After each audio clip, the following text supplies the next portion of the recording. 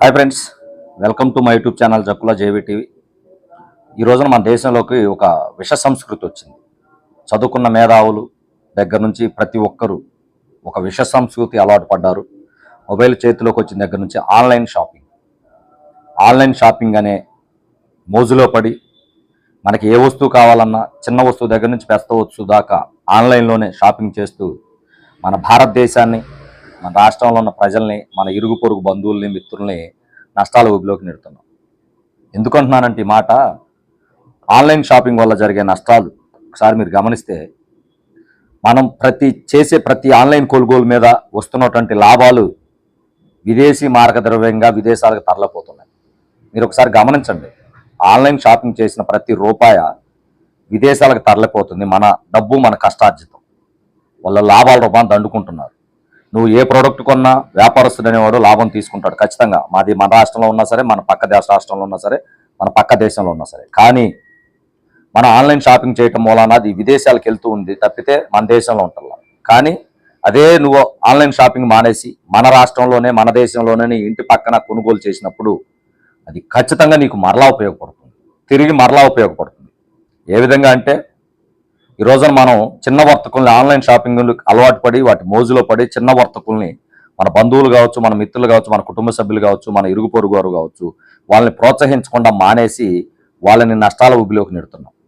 మీరు ఒకసారి గమనించారో లేదో, గతంలో మనం ఏ చిన్న వస్తువు కావాలన్నా మన బంధువులు, మిత్రుల దగ్గర షాపులకు వెళ్ళినప్పుడు డబ్బులు ఉన్నా లేకపోయినా సరే, తీసుకోండి భలేవాడు, రేపు ఇవ్వు బాబాయ్, లేకపోతే 4 రోజులకి పంపి బాబాయ్ అనే ఒక స్వతంత్రం, కుటుంబ సభ్యుడు లాంటి భావంతో ప్రతి ఒక్కరూ మనకు కావాల్సిన ప్రోడక్ట్లు తెచ్చుకునేవాళ్ళం. కానీ ఈ ఆన్లైన్ షాపింగ్ వల్ల ₹1 అప్పు ఉండదు. మనకి క్యాష్ కడితేనే అది వచ్చింది.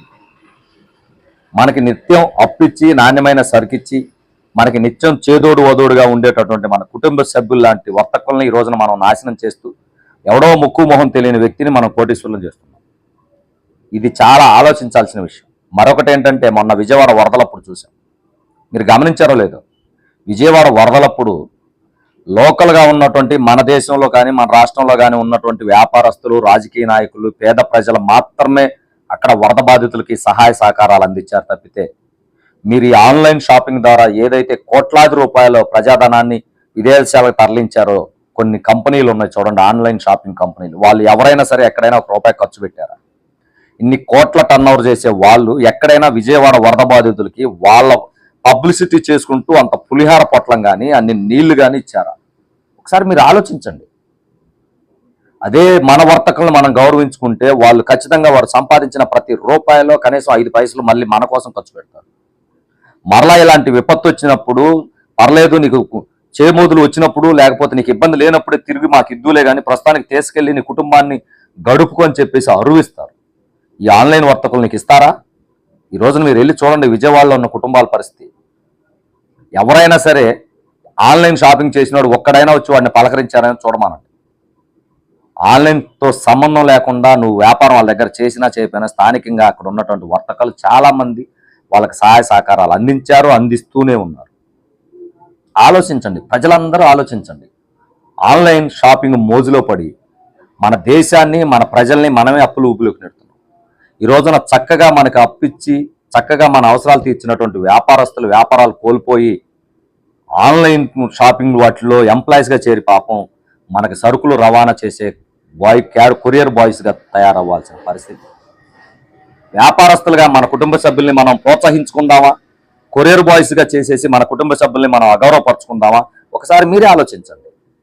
దయచేసి రాష్ట్రం కానీ, దేశంలో కానీ ఉన్న ప్రజలందరూ ఆన్లైన్ వ్యాపారాన్ని బాయ్కాట్ చేయండి. ₹1 మన తోటివాడు ₹1 పెంచు తిన్నా పర్లేదు, వాడు ఖచ్చితంగా మళ్ళీ మన కోసమే దాన్ని ఖర్చు పెడతాడు. ఈ ఆన్లైన్ వాళ్ళు ఎవ్వరూ మన కోసం ₹1 కూడా ఖర్చు పెట్టరు. ఇది ఖచ్చితంగా ప్రతి ఒక్కరు ఆలోచించాల్సిన విషయం. నా వీడియో చూసిన ప్రతి ఒక్కరు దీన్ని షేర్ చేయండి. మన విజయవాడలోనే చూసి అంతటి విపత్తు వచ్చినప్పుడు ఈ ఆన్లైన్ వాళ్ళు ఎవ్వరు కూడా మనల్ని ఆదుకున్న దాఖలాలు అయితే ఎక్కడా కనిపించలేదు.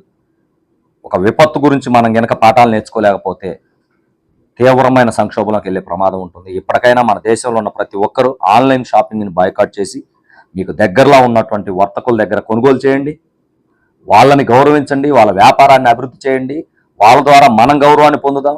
మనకి ఏదైనా ఇబ్బందికర పరిస్థితులు వచ్చినప్పుడు వాళ్ళు మనల్ని ఆదుకుంటారు, వాళ్ళకి ఇబ్బందికర పరిస్థితులు వచ్చినప్పుడు మనం వాళ్ళు ఆదుకుందాం. దయచేసి ఆ దిశగా ప్రయాణం చేస్తారని కోరుకుంటూ నా వీడియో చూస్తున్న ప్రతి ఒక్కరూ నా వీడియోని షేర్ చేయండి, నా యూట్యూబ్ ఛానల్ సబ్స్క్రైబ్ చేయండి.